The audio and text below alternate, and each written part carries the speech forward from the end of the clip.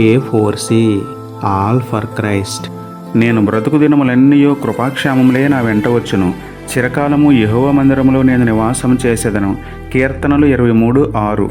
ప్రార్థన. ఆరాధనీయుడా, అద్వితీయ దేవుడా, గడిచిన వారమంతా మీ కృపలో మమ్మల్ని కాచి కాపాడి మరొక ఆదివారం ఆలయంలో మిమ్మల్ని ఆరాధించి భాగ్యం ఇచ్చినందుకే మీకే స్తోత్రములు తండ్రి.